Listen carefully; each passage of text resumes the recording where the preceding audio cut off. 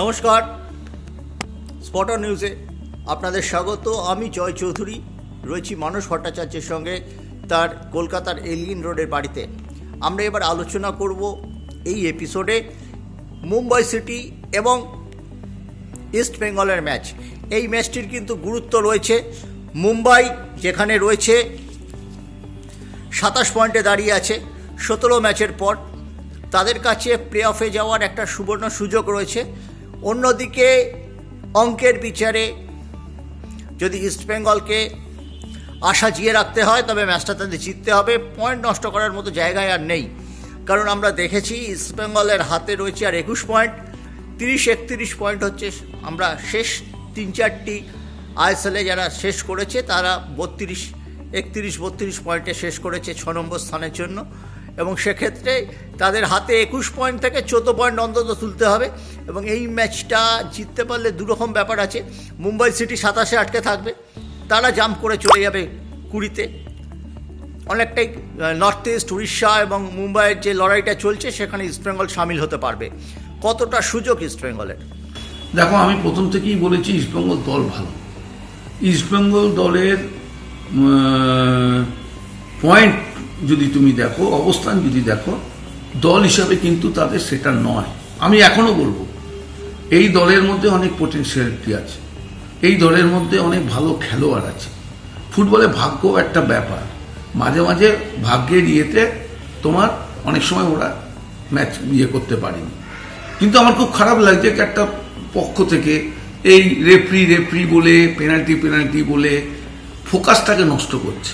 এটা ঠিক হচ্ছে না। কিন্তু খেলোয়াড়দের ফোকাসটা খেলাতে রাখতে হবে, তার জন্য কর্মকর্তা এবং সমর্থকদেরও একটা বড় ভূমিকা আছে। তারা শুধু এটাই মোটিভেটেড করবে খেলোয়াড়দের। ইস্টবেঙ্গল দলে বিষ্ণু যে ফুটবলটা খেলছে, জিকসন যে ফুটবলটা খেলছে, এটা কিন্তু খুব ভালো। আনোয়ার এত ভালো খেলছিল, পায়ে লেগে গেল, এই ছেলেটাকে ওরা পাচ্ছে না।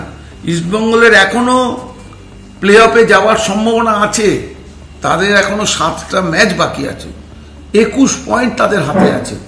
সেখান থেকে আমি তর্কের খাতিরে তোমরা যে হিসেব বলছো, যদিও 15 পয়েন্ট 16 পয়েন্ট তো তুলতে পারে, তাহলে প্লে অফে যাওয়ার সম্ভাবনা। অতীতে বিএফসিকে আমরা দেখেছিলাম এইভাবে ফিরে এসছে। অবশ্যই আমি তাই বলি এই ম্যাচটা তাদের কাছে খুব গুরুত্বপূর্ণ। একটা দল 27-এ আছে, একটা দল 17-তে আছে। যদি ইস্টবেঙ্গল হারিয়ে দেয় মুম্বাই সিটি এফসিকে, তাহলে সে কিন্তু চলে যাবে তোমার 20 পয়েন্টে। তার কাছে কিন্তু আরও সম্ভাবনা আছে, আরও 12টা পয়েন্ট দরকার বাকি 6টা ম্যাচে, যেখানে 18টা পয়েন্ট ইস্টবেঙ্গলের কাছে আছে 6টা ম্যাচে। সুতরাং আমি বলতে পারি অসম্ভব কিছু না, এই দলের মধ্যে অনেক সম্ভাবনা আছে। সবসময় যে হবে এক জিনিস সেটা তো নয়। ফোকাসটা করতে হবে এখন খেলাতে, প্লেয়ারদের মোটিভেটেড করতে হবে খেলাতে, সমর্থকদের উৎসাহ দিতে হবে খেলাতে। অন্য দিকগুলো তাদের ইস্টবেঙ্গল টিম ম্যানেজমেন্ট এবং সাবেক কর্তারা বোধহয় অফ দ্য ফিল্ড ফ্যাক্টরগুলোর উপর বেশি জোর দিচ্ছে না।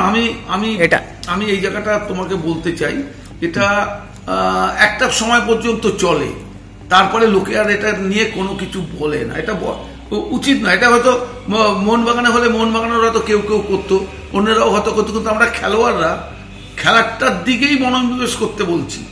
আমরা বলছি ইস্টবেঙ্গলের সম্ভাবনা এখনো আছে। তারা যদি বাকি ম্যাচ থেকে ভালো পয়েন্ট তুলে নিতে পারে, তারা কিন্তু সুপার 6-এ যেতে পারে, সম্ভাবনা আছে। অন্যদিকে ফোকাস না করে খেলার দিকেই ফোকাস করলে ভালো হবে।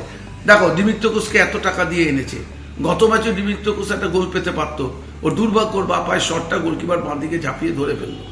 এই যে বিষয়গুলো, এগুলো তো কিছুটা তো ভাগ্যেরও দরকার আছে। ডেভিডকে কি আর একটু ম্যাচ টাইম দেওয়া উচিত? আমার মনে হয় ডেভিডকে ওরা ব্যবহার করতে পারে, ছেলেটার মধ্যে গোল করার একটা ভালো ইয়ে রয়েছে। দেখো, বিষ্ণু খেলতে খেলতে কোন জায়গায় নিজেকে তুলে ধরেছে, এটা তোমাকে দেখতে হবে।